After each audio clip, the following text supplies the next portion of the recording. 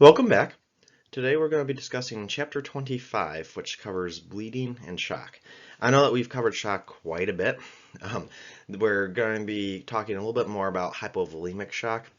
We'll cover all the different types of shocks briefly, but again, we've covered this quite a bit already in class, so if you feel like you need more review on shock, go ahead and look at the pathophysiology chapter. Besides that, we're going to kind of rush through that part. We're going to talk a lot more about bleeding and how to actually take care of bleeding. And this is the start of the trauma chapter where we're going to be talking a lot about bleeding and how to manage different traumas that we see. So, should be pretty fun to start getting into the trauma stuff. So we'll start with some review of the circulatory system. Then we're going to get into bleeding and different types that we'll see and how to manage it. Then we'll go into a little bit more review on shock. So at this point, you really need to have the circulatory system down. You need to know the blood flow through the entire heart. So you need to know all the chambers it goes through, when it's sent to the lungs, when it comes back, and then when it goes to the body. When it goes to the body, you need to know it goes from artery to arterial to capillary to venule to vein back to the heart. So at this point, you have to know this. There's no real excuse for you guys not to know this after we've been doing this for about a month and a half now. So if you don't know this, please pause and review this until you have that memorized. Again, this should not be a surprise to anyone. The main components of your cardiovascular system, you have the heart, the blood vessels, and the blood. In terms of shock, especially if you are used to dealing with being like a firefighter, you can think of the different parts of your cardiovascular system as different parts of a pump. So if you think of a fire truck, you have the pump, you have the hoses, and you have the water. So if you think the pump is the heart, the hoses are the blood vessels, and then the water is the blood. That might put it into a little bit more graspable concepts for you. So if you do happen to do things on the fire side, that's a great way to remember how things work. And if you think, if something goes wrong with your pump, then you have to compensate other ways. So think of what you would do on a fire ground to compensate for a loss in the pump, a loss in your hoses, or a loss in water supply, and what you would do as a firefighter to compensate for that stuff. Very similar concepts to how the body compensates. So that's one way that you can think about it that might help you get through thinking about shock, especially hypovolemic shock. Again, arteries are the blood vessels that carry oxygen-rich blood away from the heart. The only time that this is not true is when you're talking about your pulmonary artery. It does go away from the heart, but it carries deoxygenated blood. So remember, the pulmonary artery is the only artery in the body that carries deoxygenated blood. Because they are carrying blood away from the heart, they're very close to the pump, so they have a lot higher pressure on them. So they have much more muscular walls to withstand that pressure that they're enduring. And those muscles are able to dilate and constrict. So that's one huge part of keeping our blood pressure is the artery's abilities to dilate and constrict, make themselves bigger or smaller. Once you go from your arteries, you get smaller into your arterioles. Then you go into your capillaries where actual gas exchange and nutrient exchange takes place. These are very, very, very small, sometimes even just one cell wide. So this is incredibly brittle. Usually when you get a bruise, it's because you rupture a few capillaries, and they're very easy to rupture, but they repair pretty quickly because they're so small. After your capillaries, you go into your venules, and that is the small version of a vein. It's the first step of blood vessels that are carrying deoxygenated blood. Then you go into your veins, which will carry blood all the way back to your heart. You do have to remember that veins are under very low pressure because, number one, they're far away from the heart, but also you go into these very small capillaries and then you come back. It's going to take away most of your pressure when you have to squeeze blood through all these small areas. So in order to move blood effectively, the veins are assisted by muscular contraction. So if you move around, your muscles contract and it squeezes your veins that the muscles are surrounding, and that's going to help move blood up. And because they're under such low pressure, they also have one-way valves to prevent backflow of blood. So we squeeze the vein, it will move the blood up, and then the one-way valves make sure that the blood doesn't come back down. So keep all that in mind, because sometimes people do develop issues with their veins because they're under such low pressure, and that's where we develop things like deep vein thrombosis, which we talked about in cardiovascular emergencies. Then our blood, it's responsible for moving everything around, so it will move your oxygen around. It will also take all your waste products and bring it back to be excreted. So it's critical in nutrition, excretion, protection of your body, so it carries the white blood cells for your immune system, and regulation of everything. So without blood, you can't survive. Then some terminology. Perfusion is what we want. That is where we're having adequate circulation of blood throughout the body. And then hypoperfusion is when it's inadequate perfusion. So it's where we can't get enough nutrients to our body's organs. Remember, another word for hypoperfusion is shock. So up to now, this has all been relatively pretty straightforward review. None of this stuff is new concepts to you guys, and if you're shaky on any of this stuff, please stop and go and review all these topics, because again, this is stuff that we have to know at this point. All right, so going into bleeding. So there are quite a few terms that we throw around when we're talking about trauma and specifically bleeding in general. So some of these terms are laceration. So laceration is commonly referred to as a cut. So this is a smooth cut along the skin. Avulsion, on the other hand, is a tearing away of the skin. So this is where skin is torn back, but it's still attached somewhere. A puncture is when something punctures through the skin. So you might have a stab wound, that would be a puncture wound. An abrasion is commonly referred to as a scrape. Burns are pretty straightforward, those are burns. Exsanguination, that is where you've lost so much blood that you can now no longer survive. So you've lost enough blood that you've died, you've exsanguinated. Contusion is another word for bruise, or another word that we can use for contusion is ecchymosis, that's bruising. So all those are pretty interchangeable. Hematoma looks a whole lot like a contusion, but it's a lot more bleeding. We're going to see a picture of that in a little bit. The differences between contusion and hematoma is just a lot darker usually than a normal bruise that you would think about. And then we have hemorrhage, which we'll talk about in the next slide. So hemorrhage anywhere is severe bleeding. So it doesn't matter what caused the hemorrhage. So you could have a lot of those different terms that we just discussed. No matter what, those terms cause a hemorrhage. So a large hemorrhage is a major cause of shock in our trauma patients. That's one thing that we are very, very concerned about. When someone has some sort of traumatic event, we're worried about them bleeding, and so the medical term for bleeding is hemorrhaging. So this could happen externally where we can see it, or it could be internally where we can't see it. Generally, external bleeding is a little bit safer to have because we can see and then subsequently control external bleeding. Internal bleeding, since we can't see it, we don't know where you're bleeding, and we can't just put a tourniquet in the middle of your intestine. It's very hard to stop internal bleeding. So internal bleeding is pretty dangerous to have. And keep in mind that the average adult has about 5 liters of blood. So when we're estimating blood loss, keep that in mind, that the total container we have of our body only holds about 5 liters of blood. So if you have someone who you see on the floor, there's 3 liters of blood, that's a pretty big problem. That's over half of your blood volume that is outside of your body. So keep that in mind when we're talking about hemorrhaging and when you see these patients and you're trying to estimate the amount of blood that they lost, because you need to compare that against how much blood is actually in the body.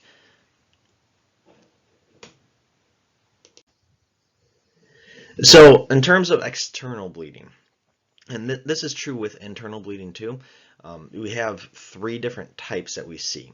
It's just a lot easier to identify the type of bleeding when it's external. So you can either have an arterial bleed, a venous bleed, or a capillary bleed. The most life-threatening is your arterial bleed. We know this because our arteries are much higher pressure. We flow a lot more blood through them. They are the main supply line. If going back to firefighting, if you have the hoses, the arteries are like your large supply lines, the lines that you might run from an engine to another engine or from a hydrant to an engine. So we are flowing all of our blood through these huge arteries versus your hand lines could be your veins, where you have a few different veins. So you have more branched out veins and more branched out capillaries. So each individual vein usually flows a little bit less blood than your arteries do. So arteries flow a ton of blood through them, and they're under a lot of pressure. So with an arterial bleed, we will see copious amounts of blood coming out, and it's usually spurting out. It's usually every heartbeat you have, you're going to see a spurt of blood because of the intense amount of pressure that the arteries are under. You also should see bright red blood, and that's because your arteries, as we know, carry oxygen-rich blood. Oxygen-rich blood is typically bright red versus oxygen-deficient blood is usually dark red, or almost resembling a purple color. So if you see a bleed that is having copious amounts of blood, it's spurting out at you and it's bright red, we have to assume that that's an arterial bleed. Going into venous bleeding. Venous bleeding, since it's deoxygenated, will be dark in color. Usually it's a very dark red. Some people would say it looks almost purple. It depends on the person. And venous bleed is a steady flow, but it's relatively slow. So it's not spurting out at you, but it can be coming out pretty fast. That's because veins do carry a lot of blood, but again, they're not under a lot of pressure because we're far away from the heart and we've already gone through our capillaries. So this is a relatively slow flow, but it is pretty steady because we are moving a lot of blood through a vein. We aren't usually moving as much blood as our arteries move, but we are using a lot of blood does go through the veins. So if you see a steady flow that's dark in color, that's usually a venous bleed. Then we go to capillary bleed. This is the most common thing that people see when they accidentally cut themselves are capillary bleeds. Capillary bleeds are, it could be brighter red in color, could be darker red in color, it depends. But it's a relatively slow flow. So it will bleed and it could bleed a lot. Usually these clot off very quickly because capillaries are easy to clot since they're so small. But it should be a slow, kind of even flow. It's one that you'd see and be like, oh yeah, well that could use a bandage, but you're not freaking out saying, oh my gosh, there's so much blood coming out of you. So sometimes it is hard to differentiate between a venual bleed and a capillary bleed. So just keep in mind looking at the flow. A venous and capillary bleed we treat relatively the same. We just apply different amounts of pressure based off of how much flow we see. Arteries, on the other hand, you have to apply significant amounts of pressure, and a lot of arterial bleeds we're ending up having to use a tourniquet, which we'll talk about a little bit later. So in terms of external bleeding, again, this is a lot easier for us to assess because we can actually see it. So some things that we need to look at to predict how much someone's going to bleed is you need to look at the wound. How big is the wound? How deep is the wound? And where is it? A cut to the toe is going to bleed a lot less than a cut to the chest or face. So find out where it is, the size and severity. This is why we have to do a full physical exam of our patients. This is where we have to actually look at our patients. We can't just say, yeah, they look fine. You have to actually go there and expose the areas and take a look at them. The next thing that will determine how much you bleed is the size and pressure of the vessel. So again, arteries bleed a ton, capillaries bleed a little. So find out where in the body this cut has happened and estimate what type of vascular space was ruptured. Again, capillaries, not as big of a concern as something like an artery. And then the next thing is the individual's ability to clot. So an individual's ability to actually take care of this on their own is going to heavily affect external bleeding. Someone who cannot clot easily, say they're on a blood thinner, they're going to bleed a lot more from a very minor cut than a healthy 20-year-old would that has all their clotting factors intact.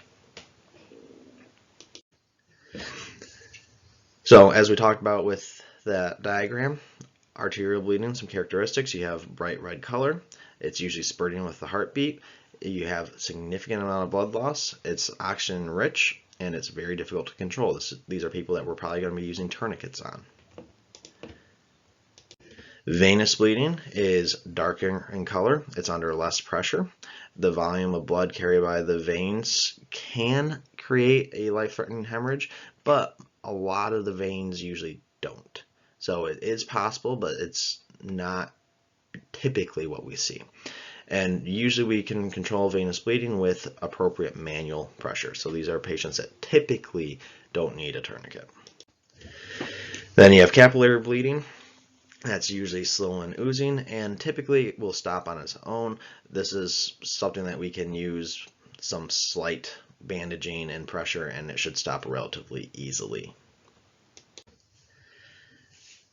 Again, our clotting factors can be affected by several different things. So some people will take prescription medications, such as blood thinners, and that will make your body very difficult to clot. Also, alcohol intoxication prevents clotting because alcohol affects your liver. Your liver is what gives us our clotting factors. So if you are intoxicated, people say it thins the blood when you're drunk. That's somewhat true. It makes your blood a lot less able to actually clot just because we're affecting the liver. So people who are intoxicated do bleed a little bit more than people who are sober. Also, keep in mind that hypothermia will make you clot less. So if you're cold, if you're intoxicated, or if you take prescription medications, or if you just have general liver damage, because again, our clotting factors come from our liver mainly, any of those are going to affect your ability to clot. So as far as caring for people with external hemorrhage, use your PPE. These people are actively bleeding, so there's bloodborne pathogens actively coming out at you.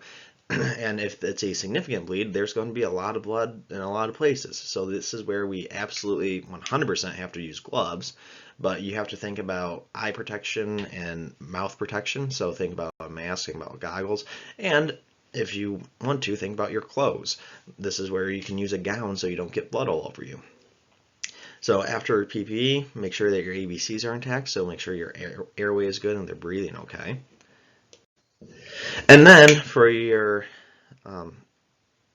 circulatory side of your ABCs, control the bleeding, but only control massive bleeding immediately. So if you have a multi-system trauma patient that you need to assess head to toe, if they have a capillary bleed, let it go for now. Find out if they have anything else going on in their body before you start treating this. If they have a life-threatening bleed, then absolutely treat it in your ABCs. And this is why it's critical that we can adequately assess patients to know if they're having a life-threatening bleed or not. So when you're assessing the patient, make sure that you're seeing if they're going into shock or not. That will be a good test to see if this bleed is a life-threatening bleed. And if you feel like it is a life-threatening bleed, that's where we're actually taking measures to control it immediately. So direct pressure, you can use hemostatic agents, which we'll talk about in a little bit. And then if direct pressure and or hemostatic agents don't do the job, then we're going to go into a tourniquet. Again, we're going to talk about all these in a little bit. So going into actually doing the control. Direct pressure. Pretty self-explanatory. We are putting direct pressure directly on the wound. So this is where you have a gauze in your hand, and make sure you have a gloved hand, and then you put it right on the laceration or whatever is causing the bleeding, and we push hard. You apply very firm pressure. You want to hold that pressure until the bleeding stops. If the original gauze that you're using becomes saturated, leave it in place, put another one on top of it. There's only one case where we don't do that. So for 99% of the time, you want to leave that gauze in place. And we'll talk about that one time in a second. Assuming that direct pressure has worked, then you want to bandage or use a dressing over the bandage to keep that bandage in place. And that is what we call a pressure dressing. And this is something that in class we will do in person. So you actually go over top of the bandage and you roll a dressing around so it circles the extremity entirely, and that will hold the pressure that your hand was holding. Even when the bleeding is controlled, we are not removing any bandages or dressings. Like I said, there was one exception to that. That one exception is if we are using a hemostatic agent, which we'll talk about in a little bit. So that is our one exception. It's very rare, but do know that. But for the vast majority of the time, if you put a bandage down, you keep it down. You just put more on top of it. So after you've controlled the bleed, you want to make sure you haven't applied so much pressure that you have cut off complete blood supply. Unless if that's needed. Sometimes it is needed to cut off blood supply entirely to the extremity. But for most bleeds, we can allow arterial blood flow to keep on going through. So after we apply the pressure dressing, make sure that they have a distal pulse. So you're going further down past the wound, making sure that you have a circulating pulse. If you don't, think about maybe loosening the bandage a little bit, unless if you absolutely needed it that tight to stop the bleed. So like I just discussed, we do these things called pressure dressings. That's where we have the wound held in place by actual dressings instead of your manual pressure. Again, we're going to do this in class, so if you don't feel comfortable with pressure dressings, please come see me and we'll do it again. So hemostatic agents. These are either powders or gauze itself that is designed to help things clot. So this is something that we need to apply straight to the wound, and it will help absorb the liquid portion of the blood, and it leaves bigger formed elements that will clot. After you put this on, you have to use manual pressure. And you might have heard the trade name for this. The major company that manufactures this, the trade name is QuikClot. It's something that's very, very popular in the military to use, is QuikClot.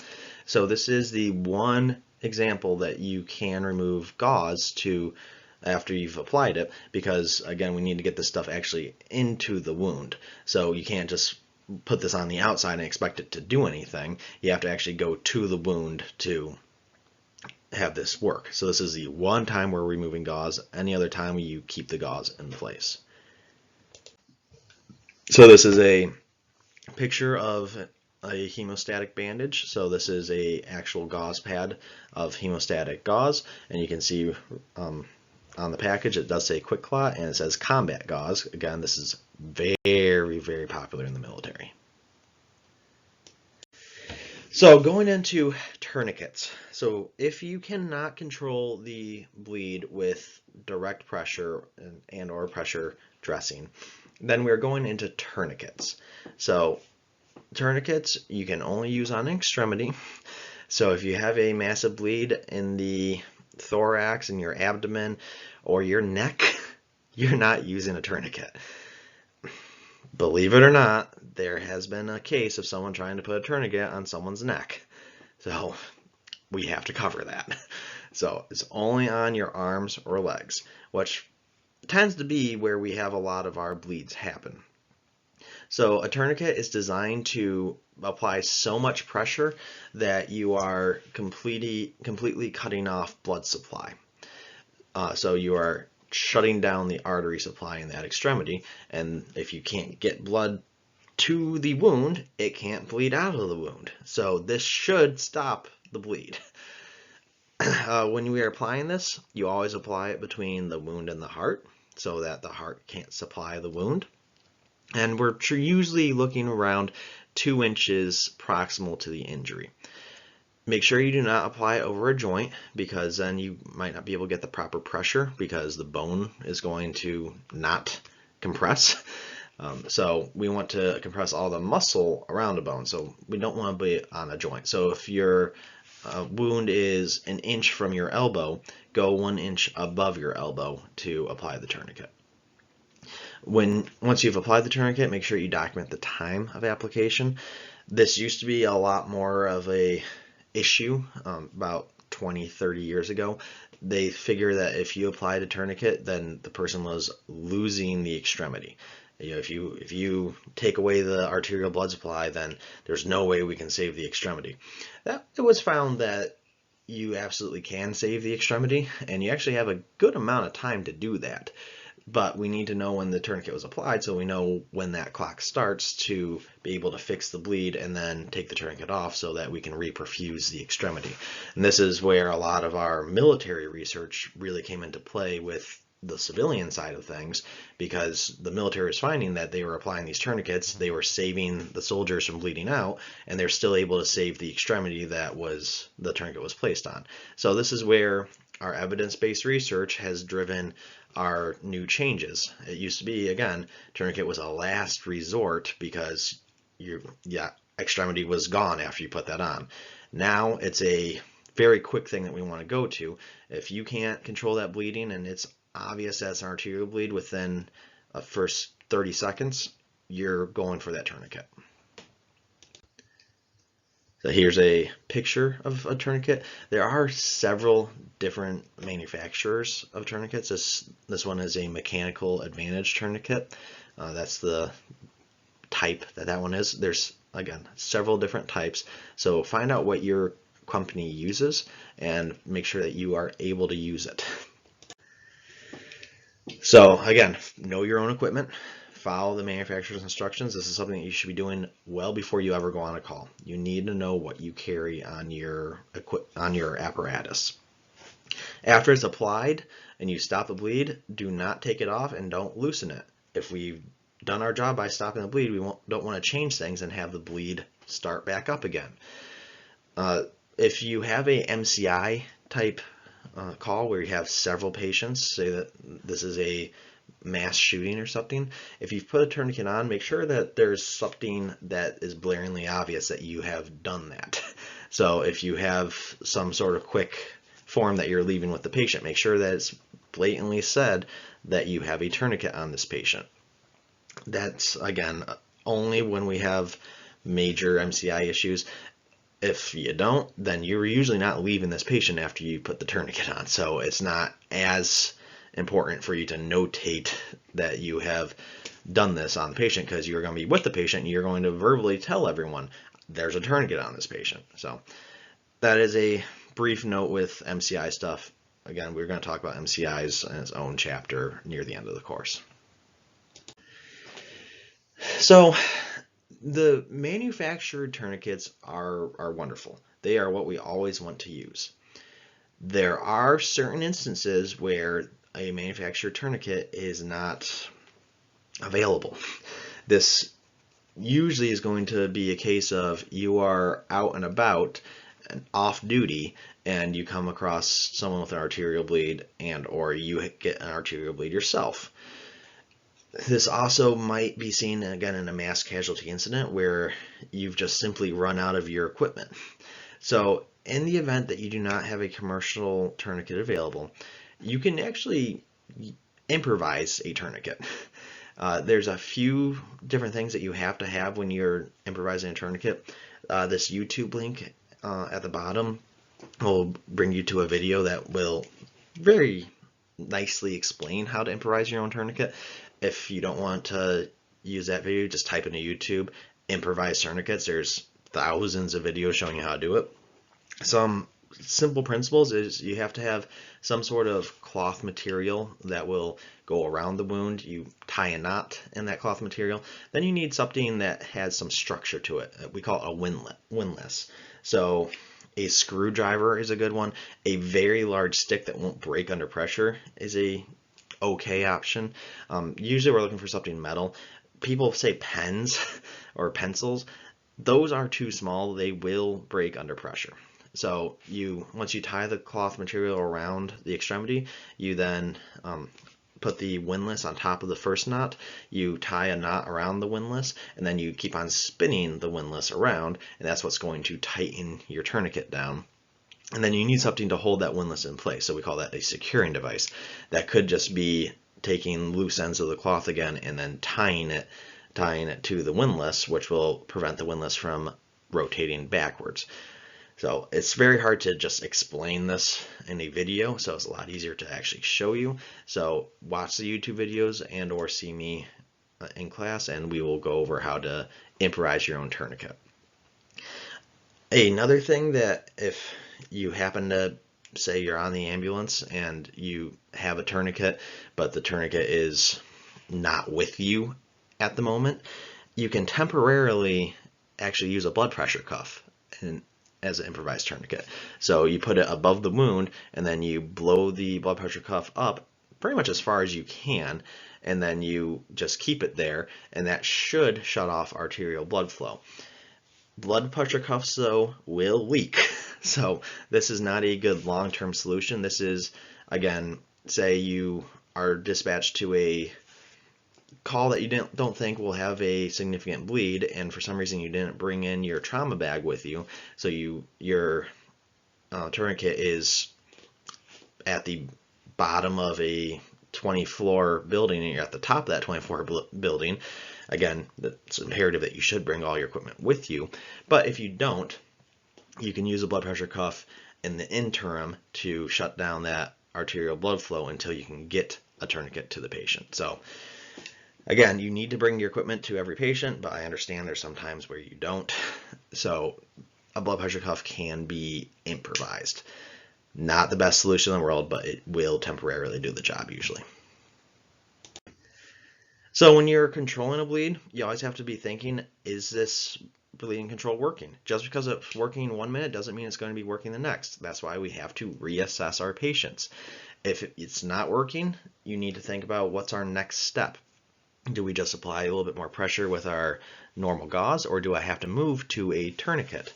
And you have to get that gauge for your patients. This does come with experience, but overall, if you think the patient is going into shock because of blood loss and you see that it's still bleeding, then usually you have to become a lot more aggressive with your bleeding control, and that's where we're thinking about tourniquets. So we have a pretty standard approach to how we treat external hemorrhage. It's so important to know that this is actually one of your New York State practical stations, is controlling external hemorrhage. So it comes straight from the American College of Surgeons, and it's pretty simple and straightforward. You start with direct pressure, and if you can't control it with a direct pressure, then apply a tourniquet. If the tourniquet doesn't work, you can either apply a second tourniquet and or apply a hemostatic dressing or bandage and use direct pressure with that. If you have a wound on the trunk or head where we can't put a tourniquet, then we're going straight to the hemostatic dressing. So that's where we're using that quick clot stuff.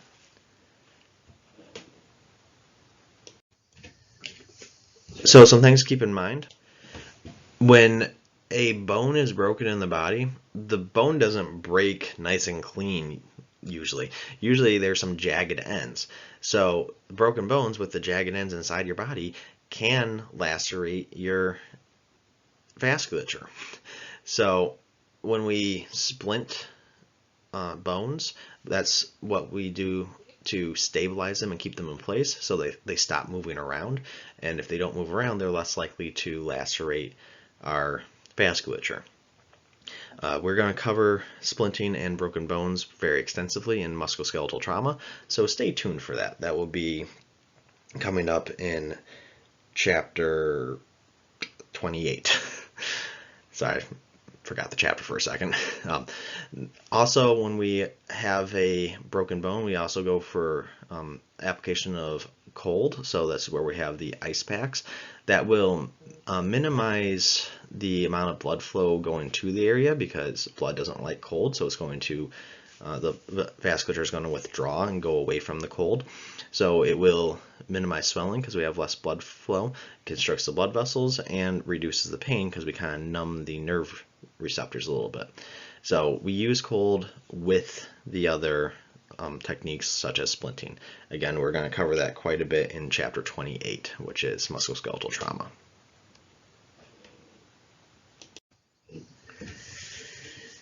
So if you have a significant head injury and you have bleeding coming out of the ears or nose, unless if you see trauma to the ears or nose, that bleeding is probably coming from inside your head.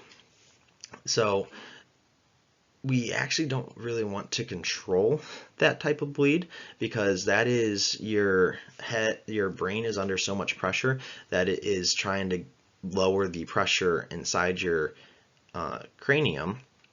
And so to do that, it's trying to get the fluid out, and it goes out the only passages that are near your head, which are the ears or nose. So if the body is trying to lower your intracranial pressure by bleeding, we don't really want to stop that, because that will just raise our intracranial pressure, put a lot more pressure on your brain, and that's going to cause a lot more issues. So that's the one time that we really are kind of letting the blood flow freely. You can use a gauze pad to collect it, but we aren't aggressively trying to stop this type of bleeding like we normally do.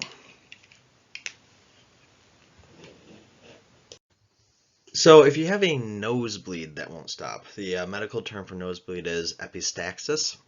So you might hear that one thrown around, but it means nosebleed. The way that we control this, have the patient sit and lean forward. That way it will drain out of their nose and not go back into their nasopharynx and down into their airway. You want to apply direct pressure to the fleshy portion of the nostrils for a minimum of 20 minutes. Some agencies carry actual clamps that we can put there so that you aren't manually holding that yourself. But if your agency doesn't have those clamps, then that's up to you. You can ask the patient to do it so your hands become freed up, but again, we want this for 20 minutes. Most of our care beyond that is supportive, so keep the patient calm, let them know that this is not a life-threatening bleed. Some people do get very freaked out when they see a lot of blood coming from their nose. Again, keep them leaning forward, don't let them sit back. And then if they do become unconscious, which is incredibly rare, be ready to suction their airway out, because that blood is going to go back into their airway. And then also think about underlying causes of nosebleeds. One of the more dangerous causes of a nosebleed that we see is hypertension. So if your blood pressure gets too high, the capillaries in your nose can rupture under the immense pressure. So take vitals relatively quickly, find out if this is caused by hypertension, or it could just be caused from having a dry nose, or sometimes the nosebleeds just spontaneously happen. But we need to rule out the more serious causes first, and usually the most serious causes are caused by hypertension. So we spent all this time talking about external bleeding, where we can actually do something about it. Now we need to talk a little bit about internal bleeding. Again, internal bleeding is very hard because we can't just go and put direct pressure on it. We can't go and put a tourniquet on your liver. So it's very hard for us to control. And it is dangerous because it's very hard for us to assess. So internal bleeding is caused by damage to the internal organs or large blood vessels. And it can cause a lot of blood loss in a short period of time. This is where a lot of our blunt force trauma patients are going to have a lot of their serious issues. Is something strikes their torso and it starts an organ from hemorrhaging, or it has a blood vessel rupture, and we won't see that, and it won't be obvious to us because it's not external, and these patients are going to start to gradually decline, and it's going to get to a point where they go into shock because of hypovolemia. So we need to be able to recognize this and recognize that this is going to be a high priority patient. We do this by looking at the mechanism of injury, thinking what would this typically cause in a patient, and then we look at by trending their vital signs. This is why reassessment is so important. If you see someone who is gradually starting to compensate more and more with their vital signs, you have to think they are probably bleeding internally. The severe blood loss can result from injuries to the extremities as well. It's less common, but the nice thing about extremity bleeding is usually you're going to start to see contusions and hematomas start to pop up. So this is where we can see this discoloration on the skin and say, oh, there's something happening inside. It's a little bit harder when we're talking about our chest and our abdomen because typically we won't see the contusions and hematomas there. You might, and especially on the back is where you're going to see it, but it's less common. And usually once you see it, that means that there's been a large bleed for a long period of time. So keep in mind that our body can hold a lot of blood. Remember, we only have 5 liters of blood to begin with. So if you think of what 5 liters might look like, and then you think about your body areas, your body can hold a lot of blood without it actually coming out of you. So think about how big your thigh is. Think about how big and hollow your abdomen and chest are. Think about how big your pelvis is. All these areas can hold a significant amount of blood that is going to just sit there and you aren't going to see it coming out of the body because there's just a lot of free space there. So this is why internal bleeding is so important to know about and to try to catch early, because by the time that you actually see blood coming out of the body, that means that you've probably lost a significant amount already. If it's reached a point where it's coming out of your rectum or out of your mouth or any other area, you've probably lost a significant amount that's just being stored in your abdomen, pelvis, or your chest or your thigh. It's very, very dangerous. These patients will die without any obvious sign of something like we would see with external bleeding. So like I said, mechanism of injury helps us a lot with our patient assessment for internal bleeding. So you have to think, what would these injuries typically cause?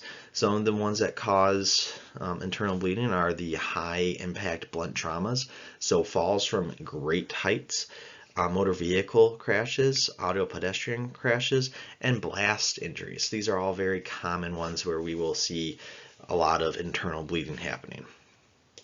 We also have internal bleeding that comes from penetrating trauma. This is usually a little bit more obvious to us because we see a wound, and so when we see a wound, we're like, oh, we could be bleeding internally on the other side of this wound. So it usually sticks out a little bit better for us. But the common injuries from penetrating trauma are gunshot wounds, stab wounds, and something that impales you. So all those can cause a lot of internal bleeding. As far as the signs of internal bleeding, you may or may not have an injury to the surface of the body that you can actually see.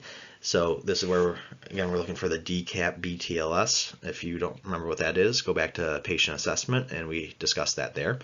So you look for signs of injuries to the body, and then also, again, remember your mechanism of injury. If you have a patient that was in a car accident and you believe that their chest hit the steering wheel, even though you don't see signs of that, you have to think that probably happened. You are looking for swelling, tenderness, and even possibly some bruising and pain over the vital organs, especially organs that are solid. Those are a lot easier to rupture than the hollow organs. You will see painful, swollen, deformed extremities. Remember, deformed extremities means that there's probably a broken bone. Broken bones tend to lacerate your vasculature. And then seeing blood coming out from your external ports to your body. So your mouth, rectum, or vagina means that there's some sort of internal bleeding that's finally making its way out of your body. If you see a tender, rigid, or distended abdomen, that means that something is causing your abdomen to stick out, and that could be collecting blood. So blood is being collected so much that it's starting to push your skin out.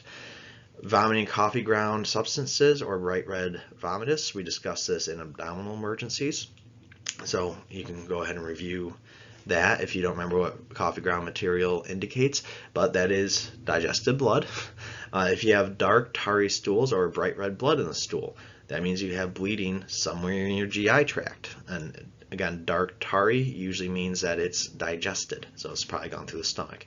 And then look for signs and symptoms of shock, especially if you don't have any other reason to believe that something's causing the shock. You have to think internal bleeding.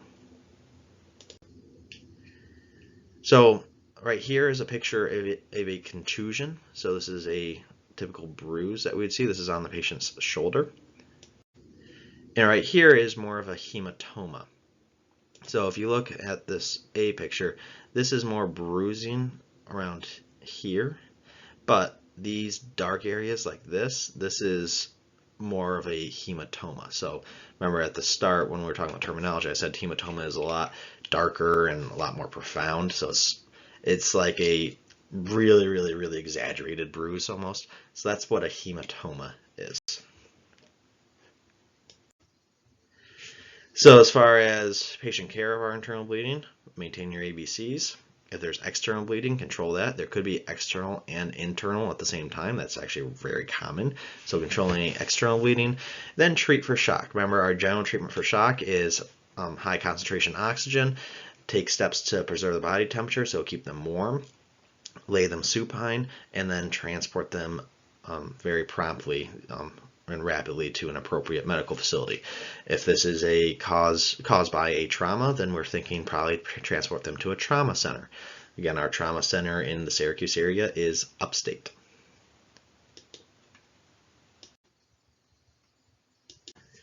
All right, so moving on into shock. And again, shock we've covered quite a bit, so we are going to kind of flow through this relatively quickly.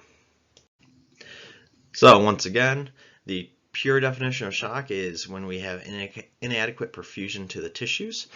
That will also cause an inadequate removal of waste products from the cells. If we can't get blood to the cells to give them oxygen, you also won't be able to take away the waste products, namely carbon dioxide. If you have too many waste products in your body starts to become more and more acidic. Your body is very sensitive to your acid-base balance, so becoming more acidic is going to cause a lot of problems. Any type of shock is going to be directly related to a failure of your circulatory system at some point. So you'll have a failure of your heart, your blood vessels, or your blood. So your heart, the pump, if it can't pump effectively anymore, it can't move the blood around, you're going to have a failure of your system. Your blood vessels, if they become too big, the container becomes too large for the amount of blood that you have, and so you won't be able to move things around as effectively. And then if you just lose your fluid, then you're going to have quite a lot of issues. So all shock can be related to some version of this. We can technically say that losing your ability to breathe well will cause shock too, because if you can't move the oxygen in and out of your body, then you won't be able to move it in your blood. So I will add a little bit of respiratory in there as well, but typically shock can be boiled down to a loss of function in your heart, your blood vessels, and or your blood. Remember, we have 3 different types of severity of shock. So no matter what form of shock we have, it will either fall into one of these 3 categories. You start out with compensated shock. This is the first step of shock, where your body is using its compensatory measures to take care of whatever is happening. So it senses we aren't getting perfusion, so it says let's move more blood around. So it will try to constrict the vasculature, it will try to increase your heart rate, and it tries to increase your respiratory rate. So it says we need more oxygen in the body, we need to move it faster, so it does everything that it can to move blood around faster. When that stops working to compensate for the loss of perfusion, you go into decompensated shock. So that's where we have the blood vessels are going to start dilating, so you're going to see a change in blood pressure. That's usually the mark that we use to say that the patient's starting to decompensate, is they can't keep up their adequate blood pressure. So you see a decrease in blood pressure. Heart rate will either go up even more, or it's going to start to come down rapidly. Same with respiratory rate. It's either going to go up a lot more, or it's going to rapidly decline, especially in the late stages of decompensated shock. That's where we have the rapid decline of heart rate and respiratory rate. And then third is irreversible shock. The only way that we can tell that someone went into irreversible shock is if they die and they stay dead. Irreversible shock is irreversible. That means that they are dead and they stayed dead. So that's not something that we can definitively say in the field unless we terminate someone in the field. Is you can't tell the difference between decompensated and irreversible until everything is said and done. So again, any type of shock will fit into those three things for severity, but we have different forms of shock. So we can really label every type of shock into 4 different categories. We will either have hypovolemic, cardiogenic, obstructive, or distributive. Those are the 4 major categories that we can fit every different type of shock in. So hypovolemic is from low blood volume. So this is what we were talking about with bleeding. If we have a loss of blood, you can go into shock because you don't have enough fluid to move the blood around, or fluid to move around, sorry. Cardiogenic is where we are affecting our heart. So something has caused the heart to not be able to pump as effectively. So that's cardiogenic shock. Obstructive shock is when we have something obstructing blood flow. So a blood clot typically will be obstructing blood flow. So, and then distributive shock is when we have a widespread systemic disruption to our blood vessels. So we usually have widespread vasodilation happening. So if you think about it, these 4 different types of shock will have something to do with the blood volume, the blood vessels, or the pump. So hypovolemic is the blood volume. Cardiogenic and typically obstructive deals with your heart, and then distributive deals with your blood vessels.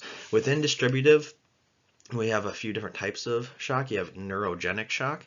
That's when we have something happen to use our spinal cord to where our nerves can't tell our blood vessels to stay constricted, so we have widespread dilation for that. Then anaphylactic shock fits into distributive shock. If you don't remember anaphylactic shock, we covered that in anaphylactic or allergic reactions, which is chapter 20. So you can go ahead and review chapter 20 if you want to learn more about anaphylactic shock. I do want to cover for a brief second psychogenic shock. Some textbooks cover this, ours doesn't. Psychogenic shock is fainting from hearing bad news usually. So this is fainting from a psychologic reason. They call it psychogenic shock.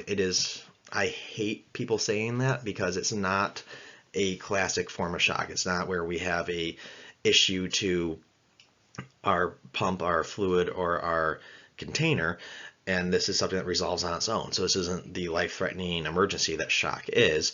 So saying psychogenic shock is very confusing because it doesn't fit anything else that's characteristic with shock. It's just someone passes out, usually from like hearing bad news or something. So do know that some people might say psychogenic shock. Again, some EMT textbooks do cover it, so I don't want you guys to be uninformed of that, but that doesn't really fit into the classic shock. So going into a little bit more specific things on shocks. So hypovolemic, again, results from a decrease of volume of circulating blood and plasma. We sometimes call this hemorrhagic shock, especially if it's caused by uncontrolled bleeding. It can also be caused by severe dehydration. It can be caused by burns, anything that causes massive amounts of fluid loss. So typically we see this in bleeding out, so hemorrhagic shock, but we can have this caused by other factors that will limit the amount of blood or plasma in our body. Then cardiogenic shock, this is where we're affecting our heart. We usually see this with patients that have a myocardial infarction, so our heart can't pump as effectively. This can be caused by a few other things, but the most common one we see is myocardial infarction. And this is will eventually cause the heart's electrical system to malfunction because it can't be perfused as well. If you're not perfusing, it's not going to perform as well. And so we can see many different changes in the heartbeat because the electrical system is going wonky on us. Then obstructive shock. This is where we have something obstructing the movement of blood. So you can see this with a pulmonary embolism, where we have a blood clot that is obstructing blood flow. You can also see this with cardiac tamponade, which we'll talk about a little bit in chest trauma. Cardiac tamponade is when you have pressure being pushed on your heart, so your heart can't contract as well. And then we also have tension pneumothorax, same principles. We talked about this with respiratory emergencies, and we'll talk about with chest trauma. This is where you have, again, pressure pushing on the heart. This is just from air. It's pressure on the heart can't actually pump out because it's being obstructed.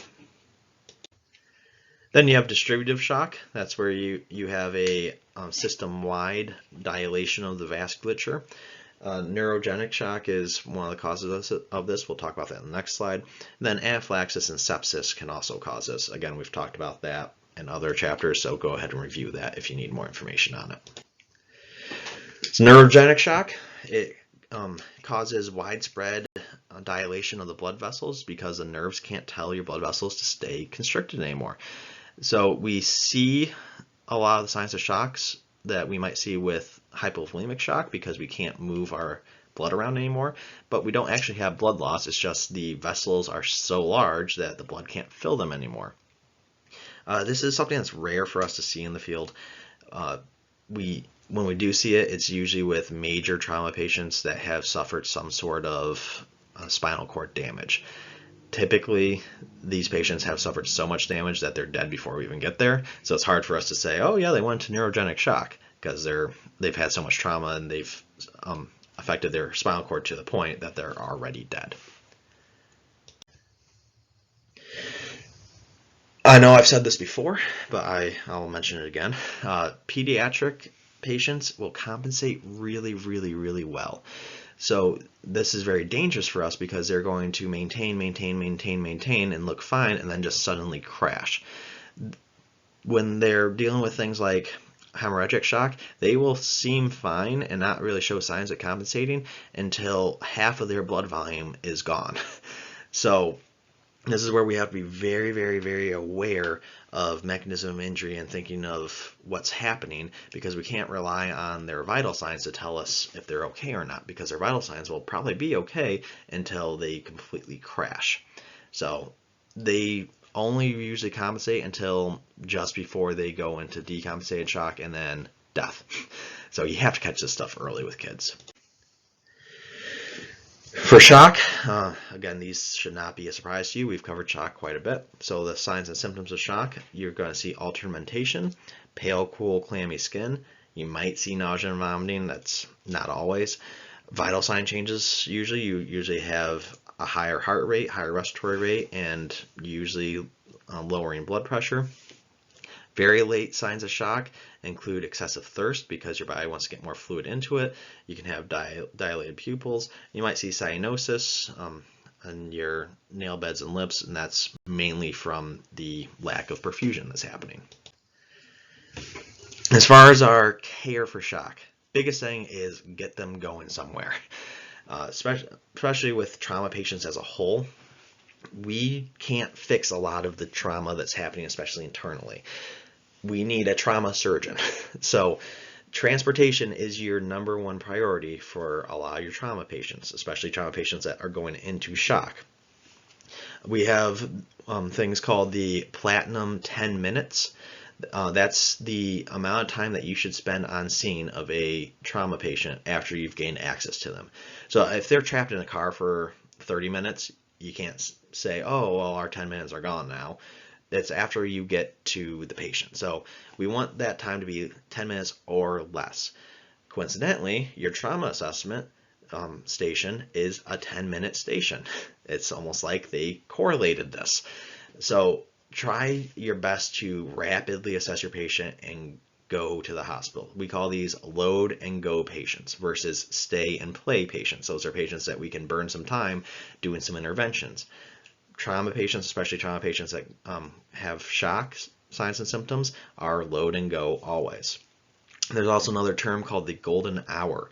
That golden hour refers to from the time of the incident to the time at a trauma surgeon should be an hour or less. So think about where your district is. If you are a 45-minute drive from the hospital, especially a trauma center, maybe think about flying the patient. If you are a 10-minute drive from the hospital, then think about getting the patient there as quick as possible by driving them. So this is where we really need to think about our air medical services to try to keep a patient within that golden hour to try to get them in front of a trauma surgeon at that time. Again, remember, the hospital takes a lot of time as well. Once you get there, the ER is going to assess them, they're going to try to stabilize them, then they're going to get them off to surgery. So when you're looking at that golden hour, try to think about the hospital takes some of that time too. They probably about 15 minutes of that time on average, if not more. So the quicker we can get these patients to the hospital, the better. As far as further care that we do on the way to the hospital, prevent heat loss, prevent them from bleeding out, and give them oxygen. So keep them warm, give them oxygen, and try to prevent any further blood loss and transport them rapidly. Again, give oxygen.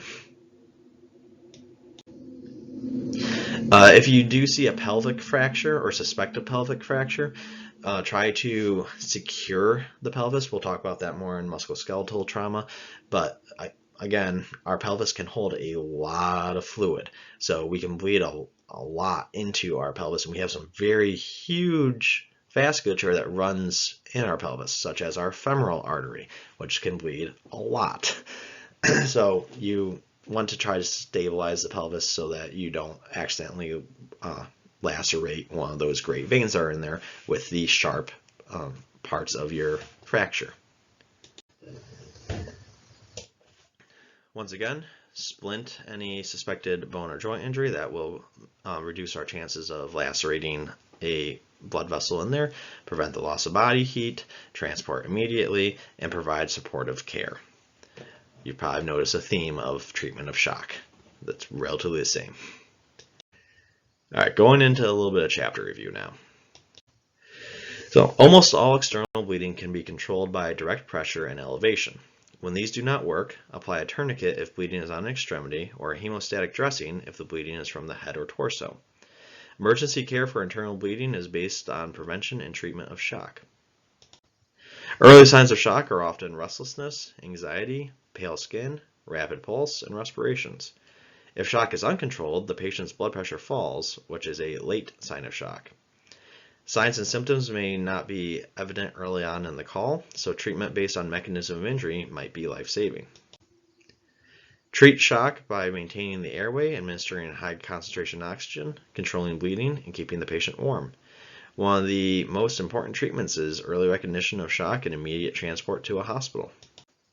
Remember, the circulatory system is designed to ensure adequate perfusion of body tissues.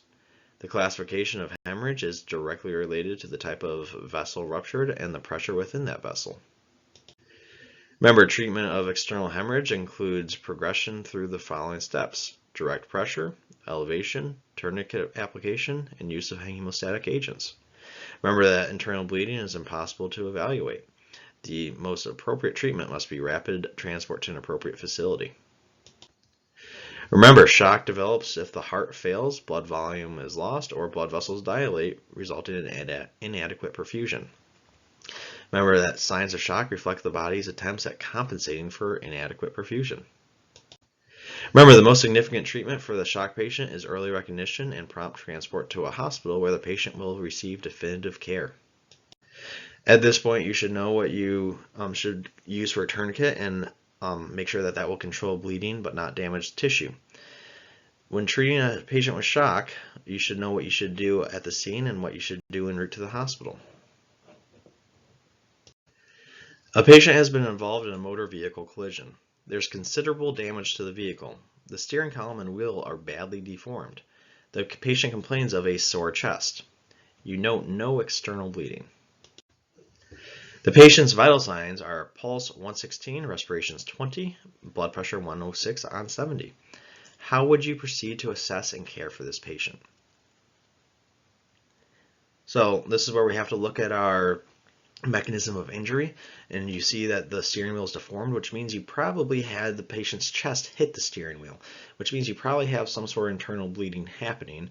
And you can see your vital signs: your heart rate's elevated, your respirations are on the higher end of normal, and blood pressure is on the lower end of normal. So you have to think this patient might be compensating right now for shock. So you should be treating for shock, most likely requesting ALS intercept, and you should be transporting this patient relatively quickly to the hospital. So the patient's not in extraordinary trouble yet, but it's probably because the patient's compensating, so you have to prepare for them to decompensate relatively soon. So that brings us to the end of this chapter. It's a lot that we covered. A lot of this was review, but this is where we're really going to start talking about treating injuries. This is the start of our trauma section, so we are going to continue into how to treat injuries to different areas. This was kind of a broad bleeding lecture, so we did cover external injuries. Definitely please see me if you need to go over how to control bleeding and actually put hands on this stuff, because this is something that you have to be able to do very quickly, both for testing purposes and for providing good patient care. So until next time.